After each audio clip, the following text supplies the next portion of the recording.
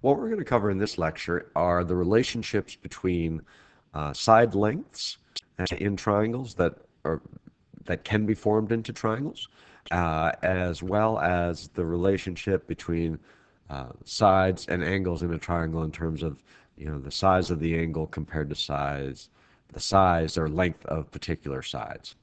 I apologize I can't be with you today. Obviously, if I sound a little froggy, it's because I've got a pretty nasty head cold, so um, didn't want to infect everybody. So we'll go, I'll be virtual here. So here's the question. We have three segments that have the length of 8 centimeters, 11 centimeters, and 13 centimeters.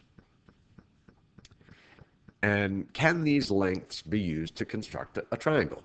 We're essentially asking, can any three lengths be used to make a triangle? And if you think about it for a little bit, that answer might not be yes, but we want to provide a little more specifics, a little more rationale as to why that is the case. So without actually showing you what I did, I went into GeoGebra and I created a triangle with those three side lengths, and it's right there below. And again, I'm not entirely sure why that F is there, but there's a triangle with side lengths of 8, 11, and 13. So yes, that is possible. There it sits, and there we have it. So the lengths of 8, 11, and 13, that's a yes. You can use those to make a construct a triangle. What about three segments that have a length of 3, 10, and 5? Again, don't go so fast and just think, oh, three sides, I can make the triangle. I can do that. I went again. I took those three lengths and I went to GeoGebra and I had to create three segments with those lengths, and here's the result. Right? You've got your EG is 3 centimeters, HF is 5, and EF is 10. Clearly not a triangle, because what's not happening, right? These points here, G and H, are not connecting, so we can't form a triangle with these. So the question is, well, how do we determine that without having to go to GeoGebra and actually make the triangle? Can we just look at the numbers and say, yes, we can, or no, we can't? And the answer, of course, is yes. And it's a pretty straightforward process. And I'm going to streamline it compared to what a lot of the books tell you to do. And it's called I don't even know if it has a particular name, but if the sum of the smaller two lengths is greater than the third, then they can be used to construct a triangle. Okay? So let's just take a look here and take these smaller two lengths. If I take the small two lengths and add them together, is that greater than the longest length? Well, unless something changed in the world of math overnight, 8 is not greater than 10, so you can't do that. But if we go back just a little bit here and we take those three lengths, 8, 11, and 13, just we're on this page, 8 plus 11, those are the shorter two sides. Are those greater than 13? Yep, they are. Okay, so that is how you might look at three given lengths and determine yes or no, can I make a triangle? Now, books would have us like compare all the different combinations. Um, I think it's just as easy as say take the short two, add them together, and see if it's bigger than the third. If it's bigger than the third, you're good. Um, and it has to be bigger than, not just it can't be equal. This is greater than, not greater than or equal to. If it's equal to, it doesn't work. Right? These are all. This would definitely be a level 2 type question. Can it or can it not? Right? But that doesn't mean I'm not going to try to fool you, because I will try to fool you. Right? What about this one here? I've seen people look at this and say, nope, 1 plus 8 is not greater than 10, so can't be done.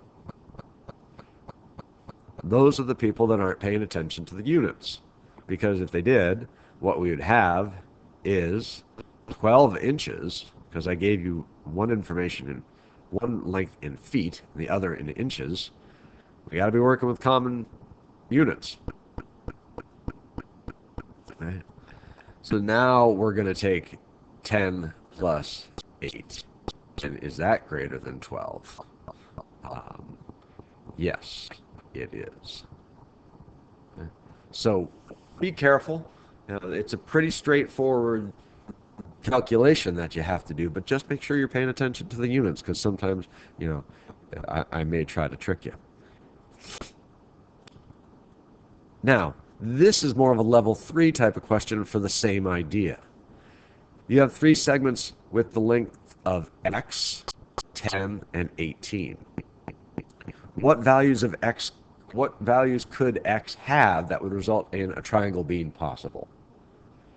What you don't know in this situation is what's missing.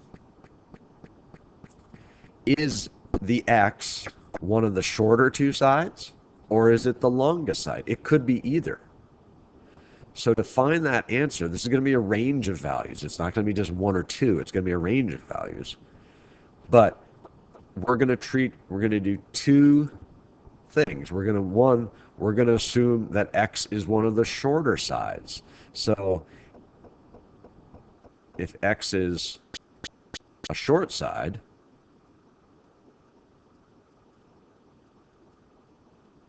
right, we would set this up, that x plus 10 is greater than 18.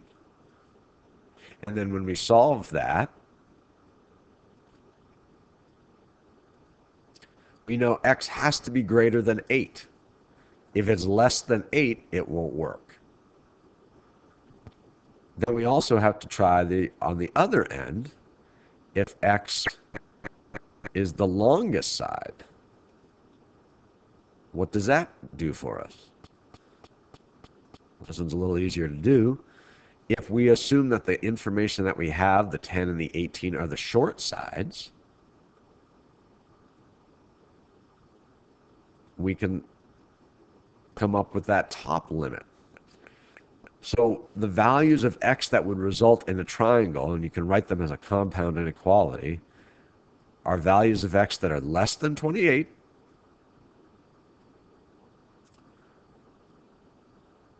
and more than 8.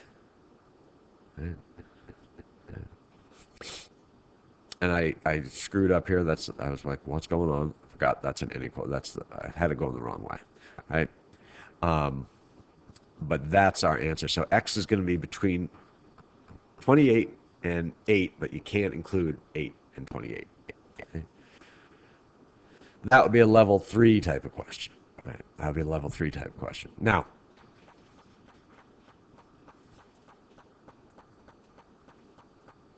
this one here might seem like a question that we don't have enough information to answer because we don't have any angle measures. Right? We've got side lengths, but we don't have angle measures. What we can, however, determine which angles are biggest based on side lengths. What we can't determine is the actual measures yet. But what we can determine is, okay, we need to know which one's the biggest. And what we want to do is we want to look at sides opposite the things. So when we're looking at trying to determine which angle is the biggest, what you want to do is you want to find the biggest side. In this case, it's TS, which is 53. And then say, all right, what angle is TS opposite? Well, it is opposite. TS is opposite angle R. So angle R is going to be the biggest angle. And then you go to the next one. And you say, well, the next biggest one is RS. That is a length of 44. What angle is that opposite? That's opposite angle T, and obviously angle S is the third one. So what we call that is the side angle relationship. And you can jot these down here. The largest angle in a triangle is opposite the largest side, and the smallest angle in a triangle is opposite the smallest side. And then the third one's just kind of in there. The middle one is against the opposite the middle side. So the largest angle in a triangle is opposite the largest side, and the smallest angle is opposite the smallest side. So, when you're talking about opposite, you're talking about the angle that's not formed by that side. For instance, when we say TS, the only letter that's not involved with TS is R. So R is opposite TS. T is opposite RS, and so on and so forth. And this relationship works either way, depending on, regardless of what you're given. Regardless of what you're given. If we turn it around and ask a different question, and it's the same, this over here is the same. So if I jumped ahead, that's okay because it's the same thing, right? What is list the sides in order from longest to shortest? Okay, well, I don't have any side links, but I have angle measures. The biggest angle is 79. That's angle E. What side is opposite that? DF. The next one, 68. That's D, EF.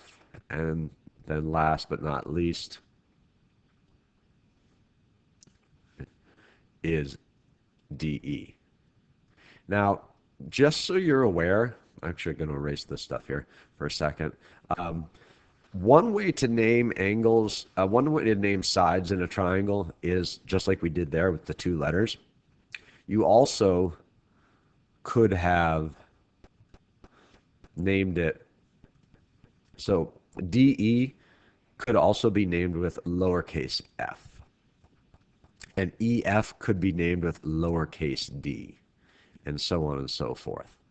So the angle opposite the side and the side are going to be named with the same letter. The angle is going to be the capital letter, and the side is going to be the lowercase. Right? So side E with the lowercase e is opposite angle E with the capital E. Okay? But either way, we get to order them. We get to list them. We don't get to know what the lengths are, but we do get to know which one's biggest and which one's smallest, and so on and so forth. So these are the inequalities that I wanted wanted you to get some notes down on here. I don't think any of it's all that complex, but you do have to pay attention to those details so you don't get caught, with a unit mistake or anything along those lines. And make sure you're actually reading the order that you are being asked to put those things in. Sometimes people flip the order. Okay? Please get some practice on this stuff. Let me know if you have any questions, and I hope this helped.